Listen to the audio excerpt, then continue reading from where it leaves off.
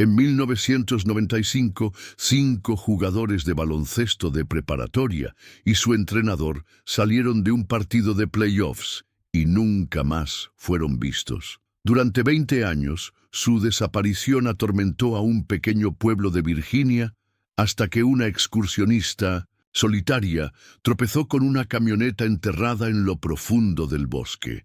Lo que descubrió destaparía décadas de silencio, revelaría una verdad aterradora y llevaría a una madre a enfrentarse con las últimas palabras que su hijo escribió. El gimnasio de Lincoln High ardía esa noche, no literalmente, sino con ruido, sudor y pies golpeando el suelo. Los Bulldogs acababan de lograr una victoria de último segundo en los playoffs regionales, venciendo a Fredericksburg por 2 puntos en los últimos instantes. La multitud estalló, bocinas sonaban, pompones se agitaban, el equipo se abrazó entre risas y agotamiento bajo el marcador parpadeante. Era 1995 y todo parecía más grande. La música, el futuro, el aire cargado de invencibilidad adolescente. El entrenador Kenneth Shaw dio palmadas en la espalda a sus jugadores mientras recogían sus mochilas. El viejo no solía sonreír, pero esa noche se permitió una pequeña. Sus chicos lo habían dado todo, sin peleas, sin distracciones, solo baloncesto limpio y duro. Llevaba 20 años entrenando y ese grupo en particular tenía algo especial. Coraje, corazón y para algunos, como Isaiah Price, tal vez una oportunidad de ir más lejos. A las 10:05 p.m., la camioneta estaba lista. No era un autobús lujoso, solo una Ford Club Wagon azul marino de la escuela. Shaw manejaba, como siempre. No confiaba en que otro cuidara de sus chicos. Kevin Tate iba de copiloto, piernas largas dobladas. Atrás, Isaiah Price, Darryl Wilkes, Leon Knox y Anthony Tone Harris seguían bromeando y compartiendo papas fritas sobrantes. El estacionamiento estaba casi vacío, las luces zumbaban sobre ellos. Lisa Price, madre de Isaiah, estaba al borde del lote, brazos cruzados bajo su chaqueta. No se perdía un juego desde 8º grado. Le hizo un gesto de 2 dedos cuando la camioneta se alejaba e Isaiah le devolvió una sonrisa aún infantil. No sabía que sería la última vez que vería a su hijo. La camioneta tomó la carretera 47 rumbo este, de regreso a su pequeño pueblo en el condado de Hanover. Debía ser un viaje rutinario de 90 minutos. Lo habían hecho decenas de veces. Pero esa noche no llegaron. Para la medianoche, los padres empezaron a preocuparse. La madre de Devon llamó a la casa del entrenador y no obtuvo respuesta. La novia de Tone dijo que él nunca la llamó como prometió.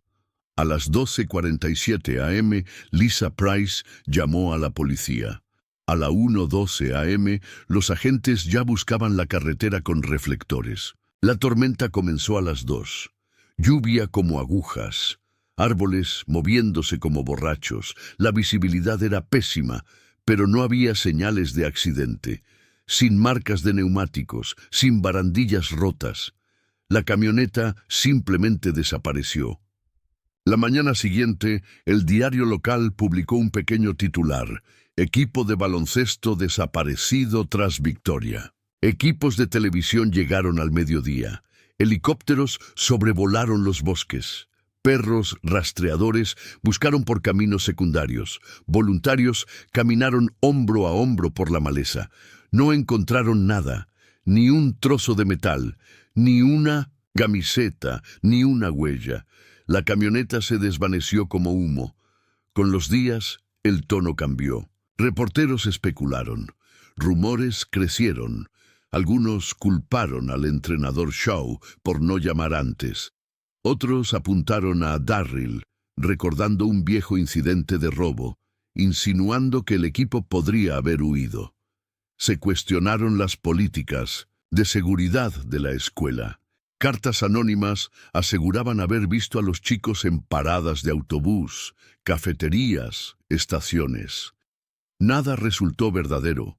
Tras un mes, solo Lisa Price seguía visitando la oficina del sheriff cada viernes con nuevas preguntas. En otoño, el Estado cambió oficialmente la clasificación del caso, de desaparecidos a presuntamente fallecidos. Lisa no hizo funeral. «No puedo enterrar un fantasma», dijo. El pueblo siguió adelante, o al menos lo intentó. Los Bulldogs se retiraron la temporada siguiente. Un nuevo entrenador llegó. Nuevos carteles colgaron en el gimnasio. Una foto del equipo de 1995 permanecía en la vitrina junto a la oficina principal, cubierta de polvo y decolorada por el sol. Pero para quienes los conocían, los que recordaban la lealtad silenciosa de Kevin, los pasos de baile ridículos de Devon, la sonrisa somnolienta de Tone, nunca se fueron del todo, especialmente para Lisa.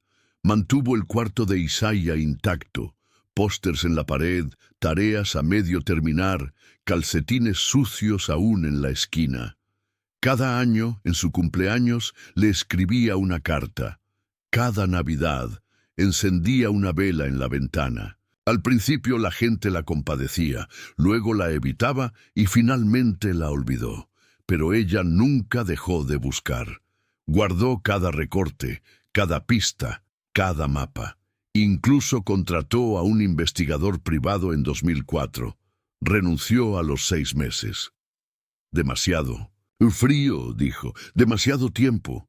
Aún así, ella mantenía la esperanza, porque hasta que alguien le mostrara el cuerpo de su hijo, hasta que alguien pudiera explicar cómo 5 personas, una camioneta y un sueño pudieron desaparecer sin dejar rastro, ella no iba a aceptar que eso fue el final. Entonces, una mañana, tranquila de otoño, justo 20 años después de la desaparición, una mujer llamada Lydia Vega salió sola a tomar fotos en una caminata por la reserva de Pine Hollow, a unos 70 kilómetros al noreste del último lugar donde se vio al equipo. No sabía que a unos pasos fuera del sendero, bajo musgo y maleza, un pedazo de metal oxidado esperaba cambiarlo todo. El sendero ni siquiera aparecía en la mayoría de los mapas. Pine Hollow era una zona federal boscosa, sin centro de visitantes. Sin baños, solo árboles, acantilados y silencio. Lydia prefería que fuera así. Caminaba para respirar, para escapar de las preguntas. ¿Por qué dejó su trabajo de paramédico? ¿Por qué vivía sola? ¿Por qué nunca se quedaba en un lugar? Era fines de octubre. Las hojas ya caían. El aire olía a agujas de pino y tierra húmeda. Llevaba una cámara, un termo de café y sin rumbo fijo. Entonces lo notó. Un fragmento de metal bajo una capa de hojas, unos 10 metros colina abajo del sendero. Algo en la inclinación del terreno, en cómo crecía el musgo. Se detuvo, se agachó y empezó a apartar las hojas. Su respiración se detuvo. Era un parachoques de camioneta. Bajó más, apartando tierra y musgo, hasta que se reveló una esquina completa de un vehículo oxidado, enterrado de nariz contra la pendiente, casi completamente cubierto por el bosque y el tiempo. Su mano temblaba al retroceder. No necesitaba abrirlo para saber qué era. Solo tomó 3 fotos, se giró y empezó a llamar a todos los números que conocía con señal. A la mañana siguiente, el bosque ya no estaba en silencio. Vehículos policiales, carpas, drones, reflectores, cinta amarilla entre los árboles, una camioneta forense estacionada cerca. Por primera vez en 2 décadas, algo había salido a la luz, algo real. Dentro de los restos encontraron 3 cuerpos, 2 en los asientos del medio, 1 en el del conductor. Los huesos estaban en posiciones extrañas, ya limpios por el tiempo. Fragmentos de uniforme aún colgaban de uno de los esqueletos. Un medallón con el nombre Coach Shaw apareció cerca del lado del conductor. La camioneta claramente había rodado, pero no por una carretera. Estaba demasiado adentro del bosque. Los investigadores sospechaban que había sido conducida fuera del camino deliberadamente, tal vez intentando escapar de algo, pero nada explicaba cómo había permanecido oculta durante 20 años, sin señales, sin pistas. Los restos fueron enviados a Richmond para análisis forense. La noticia sacudió al condado de Hanover como una segunda tormenta. Viejas caras en televisión, imágenes de archivo repitiéndose, los Bulldogs desaparecidos de nuevo en los titulares. No se hablaba tanto de ellos desde la era del Internet dial-up. El detective Elijah Moore observó la cobertura desde su escritorio en Richmond. Tenía 13 años cuando el equipo desapareció. Recordaba ver los juegos por TV local.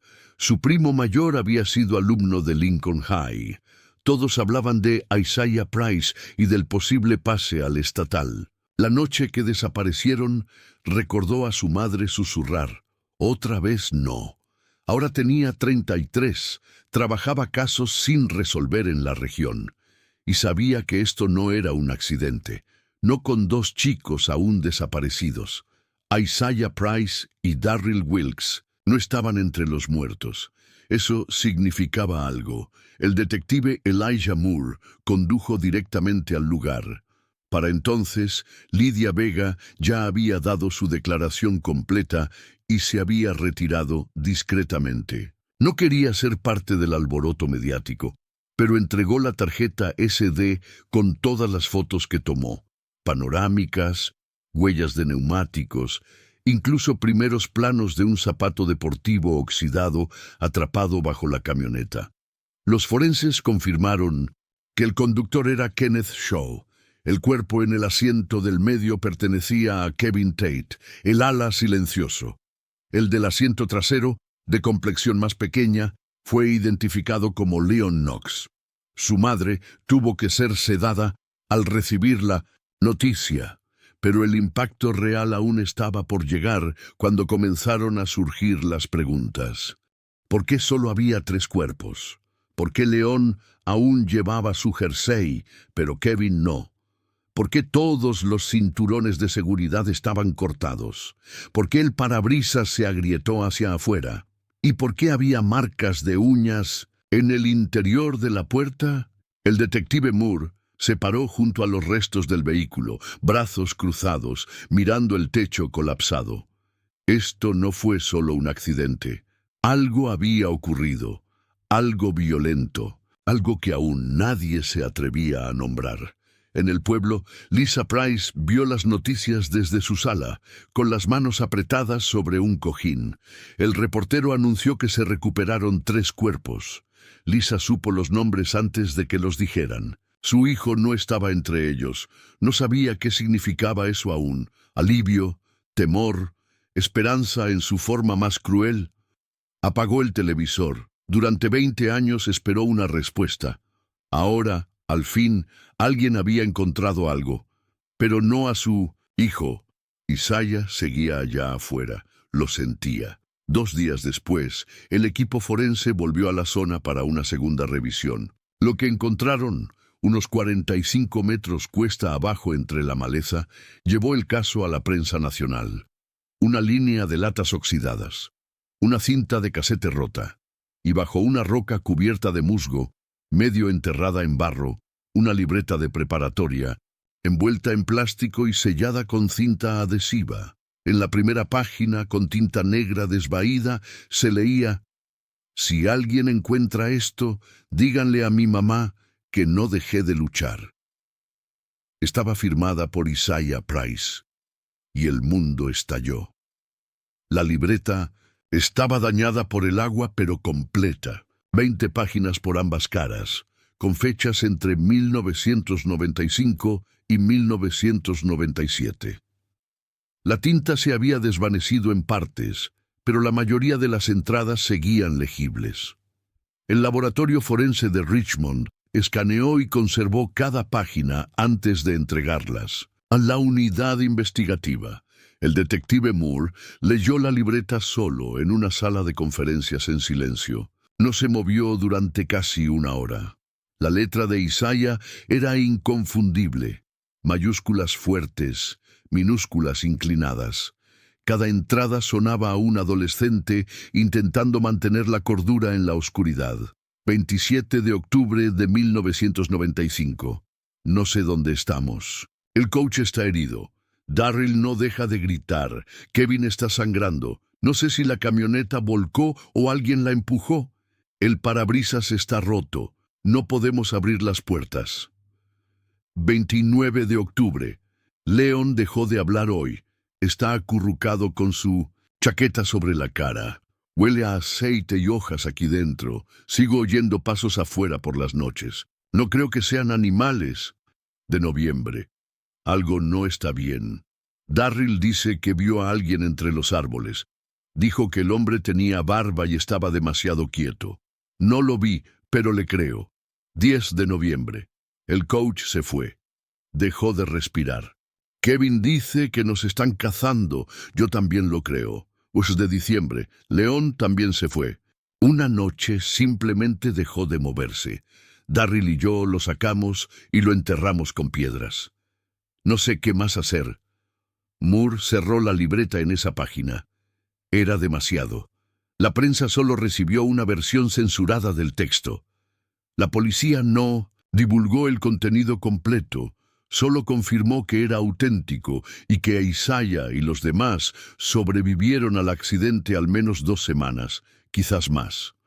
Pero dentro de la comisaría, los investigadores siguieron leyendo. Las entradas se volvieron erráticas. Las fechas se mezclaban. Algunas páginas parecían escritas a oscuras. Enero de 1996. Vimos luces una noche. Pensamos que era ayuda, pero no era un guardabosques. Era él otra vez. Solo se quedó ahí mirándonos.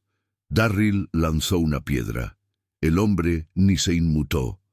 Febrero de 1996. Kevin empezó a decir cosas raras antes de morir. Decía que el hombre del bosque había estado en el partido, que nos había estado observando desde antes de los playoffs, que sabía quiénes éramos. Abril de 1996. Encontré un sendero viejo. Lleva lejos de la camioneta. Creo que él lo usa. Voy a dejar esta libreta aquí por si no vuelvo. La última entrada completa tenía fecha de agosto de 1997. Lo está llevando a otro lugar. Dice que soy muy ruidoso. Intenté escapar. El coach no lo logró. Si alguien encuentra esto, díganle a mi mamá que no dejé de luchar. No había firma, solo la presión del bolígrafo marcada en la hoja. Moore se quedó en su auto por 1 hora, antes de llamar a Lisa Price. No le contó todo, solo lo esencial. Hay pruebas de que Isaiah sobrevivió al accidente, le dijo. Vivió meses, tal vez años, lo suficiente para escribir esto. Al otro lado de la línea, Lisa solo respiraba, con fuerza. «Necesito que venga a Richmond», dijo Moore. «Tiene que verlo con sus propios ojos». Lisa llegó al día siguiente con su hermana. Leyó cada página en silencio, lágrimas cayendo sin pausa sobre su regazo. Al terminar, dobló la última hoja lentamente, como si fuera vidrio, y preguntó, «¿Entonces dónde está?» Moore no tenía respuesta. Los forenses hallaron más indicios. Cerca del lugar del hallazgo, una huella de zapato en barro seco coincidía con la talla de Darryl Wilkes, medio enterrada junto a un sendero de animales.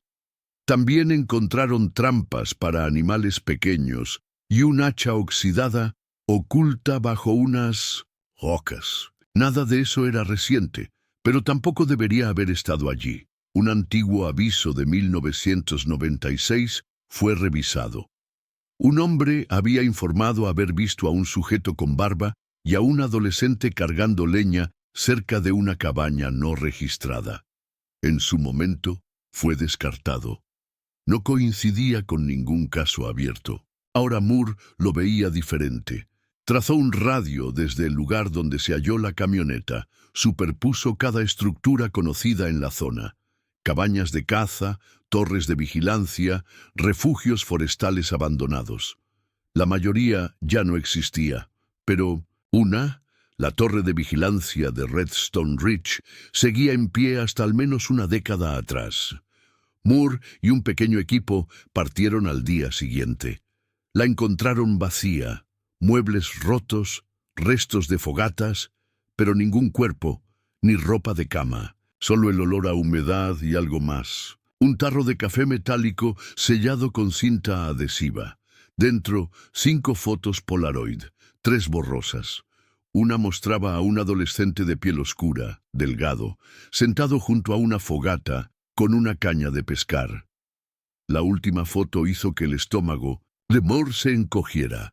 Un hombre blanco de unos 50 años, barba espesa, sosteniendo un conejo muerto por las orejas, sonriendo a la cámara. Al fondo, un chico de espaldas caminaba hacia los árboles. Moore escaneó la imagen. Aplicó reconocimiento facial, cruzó archivos. El nombre apareció: Martin Caney, exinstructor de actividades al aire libre. Despedido de un campamento de verano en 1988 por conducta inapropiada. Investigado por 2 desapariciones, una en Virginia, otra en Tennessee. Nunca fue acusado. Se mudó al oeste en 2001. Murió en un incendio en una cabaña en Alaska en 2002. Todo coincidía, todo excepto el final. Aún faltaban 2 cuerpos. No había hora de muerte confirmada, ninguna prueba directa de que Caney estuviera en el partido o que él hubiera conducido la camioneta fuera del camino. El lugar donde la hallaron estaba a kilómetros de la ruta prevista. Los registros no cuadraban, las líneas de tiempo eran confusas, pero Moore estaba seguro de algo. Ese hombre había estado observando a esos chicos mucho antes del accidente, y Isaiah lo sabía. La foto de Caney llegó a los medios como chispa en hierba seca. En cuestión de horas, todos los canales tenían su rostro en sus titulares. Depredador de los bosques, identificado en caso de equipo de baloncesto desaparecido. Martin Caney, el fantasma de los Apalaches. Pero Lisa Price no pensaba en titulares. Solo pensaba en el silencio que vino después. No hubo arrestos, no hubo cargos. Solo otro hombre muerto, enterrado a miles de kilómetros, que se llevó todo sin rendir cuentas. Moore se sentó frente a Lisa en la oficina gris del departamento de casos sin resolver. Le deslizó una carpeta de manila sobre la mesa. Es todo lo que tenemos sobre Caney. Advertencias selladas, memorandos internos, denuncias en 3 jurisdicciones diferentes. Todo enterrado o ignorado. Lisa no la abrió. ¿Estaba en el partido?, preguntó. Moore asintió lentamente. Creemos que... sí. Una foto de un periódico local lo muestra al fondo, cerca de las gradas. No estaba en ninguna lista del personal. No trabajaba para la escuela, pero estaba allí. Lisa apretó la mandíbula, observándolo en silencio durante un largo rato. Luego dijo: «Quiero ir al lugar donde encontraron la camioneta». Moore dudó. «No es seguro. El terreno sigue activo y no hemos revisado todas las estructuras, pero cuando lo esté, la llevaré». Esa promesa quedó flotando en el aire como un hilo invisible. En Minzaben, el campo, el equipo de Moore siguió buscando en los alrededores. Revisaron cada pendiente, cada zanja, cada sendero de ciervos. Entonces encontraron algo extraño. Cerca del extremo de la colina, una vieja estación de guardabosques que se creía colapsada seguía en pie, oculta bajo ramas y maleza espesa. El techo estaba hundido, las ventanas rotas, pero dentro había evidencia de que alguien había vivido ahí. Latas vacías, mantas clavadas sobre las rejillas de ventilación, un dibujo infantil arrugado y viejo, con 5 figuras sosteniendo un balón de baloncesto. Una tenía una X sobre la cara. Moore se quedó en la entrada, escaneando la habitación con su linterna. «Los tuvo aquí», dijo en voz alta. El equipo recogió todo, lo empaquetó como evidencia, lo documentó.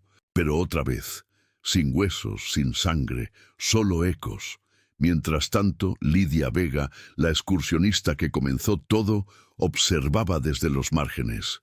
No pidió nada de esto, pero algo en esos bosques la seguía inquietando. Algo en la libreta, en la fogata, en el silencio. Volvió una mañana con su perro, esta vez manteniéndose en el sendero marcado, medio kilómetro más allá de la estación. Su perro se detuvo de golpe. Ladró una vez y quedó quieto, olfateando el suelo. Allí, bajo agujas de pino, encontró una lonchera oxidada. Dentro, otra cinta de casete. Cuando Moore la escuchó en 1900, la estación, el sonido era débil, crujidos y estática. Pero luego, una voz joven, insegura, susurrando: «Mi nombre es Isaiah Price. Me llevaron después del choque. Él nos observa por las noches. No podemos correr. El coach lo intentó». El audio se cortó en estática. Moore retrocedió la cinta. La reprodujo otra vez. «Mi nombre es Isaiah Price». Era prueba, no solo de que Isaiah sobrevivió al accidente, sino de que fue capturado, trasladado, posiblemente con vida meses después de que la camioneta fuera enterrada. Esa misma semana surgió un nuevo testigo. Su nombre, Randy Pierce, conserje retirado de 71 años, vivía en las afueras del pueblo en una casa rodante. Dijo que tuvo miedo de hablar en su momento. No confiaba en la policía entonces. Se sentó frente a Moore, las manos temblorosas, sosteniendo una vieja foto. «Vi a ese hombre», dijo Randy, «al de las noticias, a Kearney». «¿Dónde?», preguntó Moore. «En el estacionamiento de la escuela, un día antes de que el equipo partiera. Estaba discutiendo con uno de los chicos». Alto. Voz fuerte. El chico dijo: «Tú no deberías estar aquí». Kearney le respondió: «Me lo prometiste». «¿Qué chico era?», preguntó Moore. «Creo que Darryl». El estómago de Moore se hundió. A la mañana siguiente, Moore reabrió los archivos originales. Revisó cada detalle que los investigadores anteriores habían descartado. En una entrevista manuscrita, encontró una nota. Chica afirma que su novio hizo una llamada extraña desde un teléfono público la noche de la desaparición. Sonaba asustado.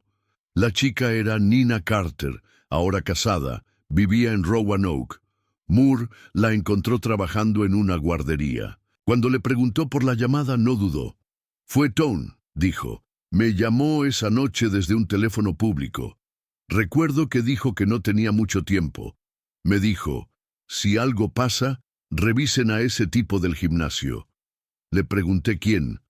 Dijo: «El que habla con Darryl después de los entrenamientos». Luego se cortó la llamada. «¿Se lo dijiste a alguien?», al director.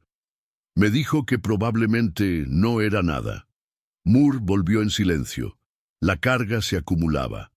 Esto no había sido un accidente. Nunca lo fue. Había sido una trampa. Alguien los había seguido, acechado, tal vez durante semanas, esperando el momento adecuado. Y ahora que ese alguien estaba muerto, la única pregunta era: ¿estaban Isaiah y Darryl aún vivos cuando Martin Kearney murió en 2002? Lisa seguía creyendo que sí. Cada noche se sentaba en su porche con la foto de Isaiah en su regazo. La libreta estaba sobre la mesa, junto a una vela encendida. Una noche, Moore se sentó junto a ella y le llevó la cinta. La escucharon en silencio. Cuando terminó, Lisa no lloró, solo susurró: «Él siguió luchando». Moore asintió. «Nosotros también seguimos luchando», y era verdad. Porque ahora, al fin, el mundo les creía, pero creer no era justicia, y no era cierre. Aún no. Las hojas comenzaban a caer otra vez cuando Lydia Vega regresó a la zona de Redstone Ridge. No tenía planes de volver. Después de toda la atención mediática, las entrevistas, las noches sin dormir pensando si debió buscar más la primera vez, se había prometido no regresar. Pero algo seguía tirando de ella. Tal vez era la imagen de esa puerta oxidada medio enterrada en hojas. Tal vez la libreta. Tal vez la voz de Isaiah en esa cinta rota y susurrante, como si no estuviera seguro de que alguien lo escucharía. Esta vez llevó a su perro, Milo, y un GPS de rescate prestado por un amigo. Siguió el mismo camino que 6 meses antes, luego se desvió por la maleza hasta la pendiente, donde vio la camioneta por primera vez. Ya no había cinta amarilla. Los árboles estaban otra vez en silencio, pero algo en su instinto le decía que aún quedaba algo más. Milo se detuvo de repente. Orejas erguidas, olfateó el aire y corrió hacia un grupo de pinos. «¡Milo, espera!», llamó Lidia, empujando ramas para seguirlo. Lo encontró de pie junto a lo que parecía una fogata colapsada, un anillo de piedras negras y un montón de cenizas antiguas. Al principio no parecía nada importante, hasta que lo vio. Una caja de zapatos abollada, medio enterrada bajo un tronco. Se arrodilló y la desenterró con cuidado. La tapa estaba sellada con cinta adhesiva vieja, agrietada en los bordes. Dentro, envueltos en una bolsa de basura, había ropa antigua, rígida por el tiempo y la humedad. Un Walkman agrietado con baterías corroídas. Y algo más. Dentro de Mindons, una bolsa Ziploc, otra libreta. Esta era distinta, más delgada, dañada por el agua. No la abrió. Regresó a la estación de guardabosques y se la entregó directamente al primer oficial que vio. En 2 días, el caso volvió a explotar. Dentro de la libreta había 6 páginas, todas con la misma letra de Isaiah Price. Las entradas eran más difíciles de leer que las anteriores, manchadas, desvaídas, pero claramente fechadas entre junio y agosto de 1997, junio de 1997. Aún estamos vivos, ya no estamos en la camioneta. Nos movió. Dijo que había demasiada gente acercándose. Darryl peleó con él, recibió un golpe. Está bien, pero ya no habla. Julio de 1997. Él lo llama su campamento. Dice que deberíamos estar agradecidos. Dice que yo soy problemático. Dice que Darryl es obediente. No le creo. 18 de agosto de 1997. Rojo. Dice que se lleva a Darryl a otro lugar. Creo que quiere separarnos. No sé por qué, no confío en él. Si alguien encuentra esto, díganle a mi mamá que no dejé de luchar. Por favor, no dejen que nos olviden. Esa última frase golpeó como un puñetazo en el pecho. Moore la leyó una y otra vez, solo en su oficina. La libreta fue autenticada. No había duda de que era de Isaiah. Coincidía con la anterior. El estilo, el tono, la cronología, todo alineado. Pero más importante, confirmaba lo peor. Martin Cayney no solo había estrellado la camioneta, los había casado, los había trasladado, los había separado. El FBI fue oficialmente incorporado. Se reactivó la búsqueda a pesar de que Cayney había sido dado por muerto desde 2002. Su último paradero conocido era una cabaña en el sureste de Alaska que se había incendiado. En su momento se dictaminó como accidente. No se recuperaron restos, solo se asumió su muerte. Esa suposición ya no bastaba. Un artista forense elaboró un retrato basado en imágenes escolares antiguas y la foto de Lidia. El retrato fue distribuido a nivel nacional. Mientras tanto, la zona alrededor de Pine Hollow fue rastreada de nuevo, esta vez con más profundidad, con perros de búsqueda y radar de penetración terrestre. Encontraron una antigua bodega subterránea a casi 1.5 kilómetros de la fogata. Estaba camuflada bajo años de maleza, sellada con tablas y piedras. Dentro había más latas, más equipo. Y en la pared del fondo, tallado con algo afilado sobre el concreto, nombres: Isaiah, Darryl, Kevin, Coach, cada uno grabado con cuidado, como si alguien necesitara asegurarse de que fueran recordados. pero no se hallaron restos, ni señales de vida reciente, solo fantasmas. El público se dividió. Algunos creían que Isaiah había muerto allí, su cuerpo nunca encontrado. Otros pensaban que logró escapar, tal vez vivía con otro nombre. Unos cuantos teorías salvajes decían que ahora cazaba a otros depredadores. La mayoría descartó eso como fantasía. Pero para Lisa Price, la verdad era clara. Mi hijo fue fuerte, le dijo a las cámaras. Vivió 2 años después de que dijeron que estaba muerto. Protegió a sus compañeros. Luchó. Eso es lo que era. La historia se volvió viral otra vez. Hashtags llenaron las redes sociales. Se organizaron vigilias con velas fuera de Lincoln High. Antiguos compañeros, maestros, entrenadores, todos compartieron recuerdos. Recuerdo a Isaiah, quedándose tarde para ayudar al coach a limpiar. Darryl le dio su almuerzo a otro niño. Una vez, Kevin escribía poemas en los márgenes de su cuaderno de matemáticas. Ya no eran solo víctimas, eran chicos, hijos, hermanos, reales. El Estado llevó a cabo una audiencia formal para declarar a Martin Caney como principal sospechoso. Sus familiares sobrevivientes se negaron a dar entrevistas. Su cabaña en Alaska fue reexaminada. El informe del incendio revisado. Aún así, no había pruebas físicas de que estuviera muerto. El caso se cerró técnicamente. Se clasificó como homicidio por secuestro. Pero todos sabían que no estaba realmente cerrado. No para Lisa, no para Elijah Moore, no para los 2 chicos que aún estaban en algún lugar. Perdidos, enterrados, o tal vez vivos.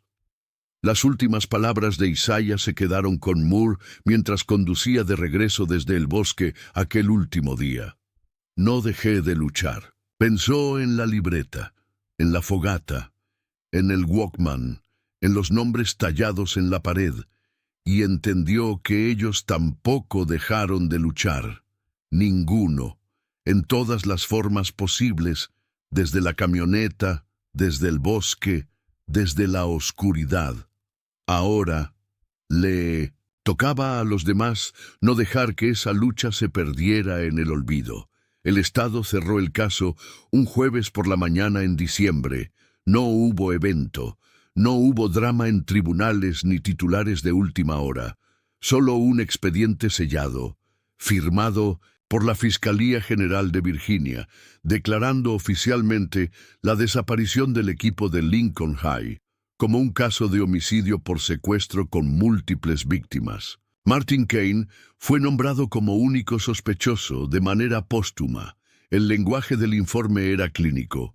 Presuntamente fallecidos, restos no recuperables, principal perpetrador fallecido en incidente no relacionado en 2002. El detective Elijah Moore leyó el reporte final solo, en su oficina.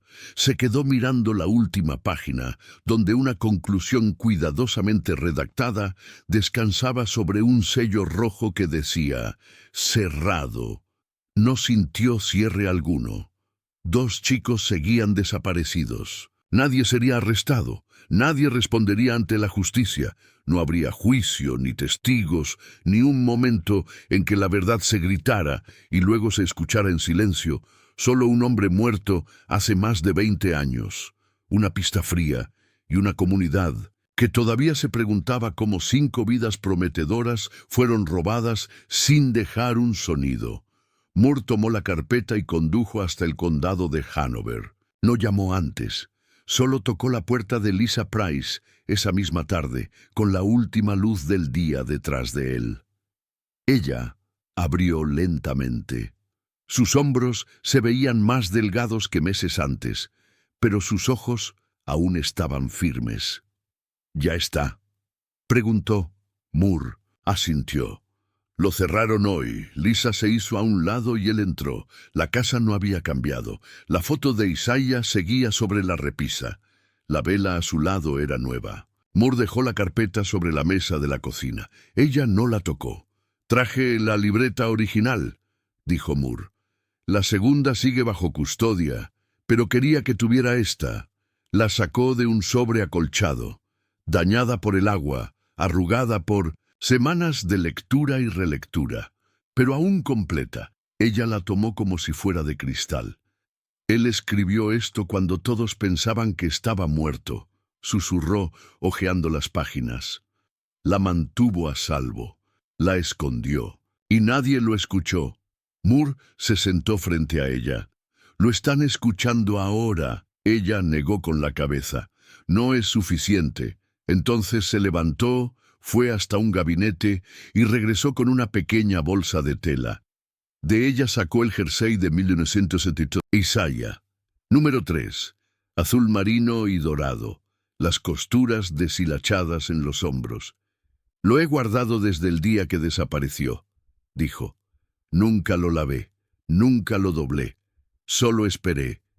Moore tragó con dificultad. «Hay algo más que debe ver», dijo suavemente. Metió la mano en su abrigo y sacó una fotografía. Fue tomada la semana anterior. Una imagen nueva del gimnasio de Lincoln High, renovado con pisos de madera pulida, iluminación moderna. Y en una pared lejana, enmarcada bajo vidrio, una nueva incorporación. Una foto del equipo de 1995 coach. Shaw, Isaiah, Kevin, Leon, Darryl, Tone. Todos alineados en sus uniformes, con los brazos sobre los hombros del otro. Debajo, una placa de bronce. «Nunca se rindieron, nosotros tampoco». Lisa pasó los dedos sobre la foto como si fuera un rostro. «El jersey de su hijo está retirado ahora», añadió Moore. «Cuelga en lo alto del gimnasio». Ella no lloró de inmediato, solo miró. Luego, muy despacio, apenas audible, susurró. Hizo que valiera la pena. Moore la dejó allí, en el silencio, sosteniendo la libreta y la foto, rodeada por los fantasmas que se negaba a dejar que el mundo olvidara. Afuera, el viento sacudía las ramas. En algún porche, una luz se encendía. El pueblo de Hanover seguía adelante como siempre. Pero esa casa, esa mujer, guardaban el tiempo de forma distinta. 2 semanas después, se realizó una vigilia con velas en el nuevo gimnasio. Estudiantes que ni siquiera habían nacido cuando desapareció el equipo se unieron a padres, maestros y antiguos compañeros. La hija del coach Shaw habló. También Lydia Vega, que voló desde Carolina del Norte. Moore observaba desde el fondo del auditorio mientras Lisa subía al escenario, la última en hablar. No dijo mucho, solo unas palabras. «Mi hijo no se perdió, fue llevado, pero nunca se rindió, luchó cada día y dejó prueba de ello. Eso es lo que era, no una víctima, no un fantasma, un luchador, un muchacho con un número en su camiseta, y una madre que aún cree que sigue allá afuera, esperando ser escuchado». Cuando bajó del escenario, la sala quedó en silencio. Luego alguien comenzó a aplaudir, primero suave, luego más fuerte, y pronto todos estaban de pie. No era una celebración, era un reconocimiento. La historia de Isaiah Price ya no era solo un caso frío, se había convertido en un legado. Pasaron los meses. Lisa seguía encendiendo la vela cada noche. Moore fue transferido a una nueva unidad estatal de investigaciones especiales, dedicada a desapariciones históricas y abuso no resuelto. Lincoln High lanzó un fondo de becas con el nombre del equipo, y en una colina silenciosa, justo más allá del límite de árboles en Pine Hollow, el lugar donde se recuperó la camioneta fue marcado con un nuevo letrero de madera. En memoria de los Bulldogs, Isaiah Price, Kevin Tate, Leon Knox, Darryl Wilkes, coach Kenneth Shaw, desaparecidos pero no olvidados. Debajo, talladas a mano, 5 palabras. Palabras que ya nadie podría borrar jamás. No dejé de luchar, y así fue, como el mundo los recordó. No por cómo los tomaron, sino por cómo se negaron a desaparecer.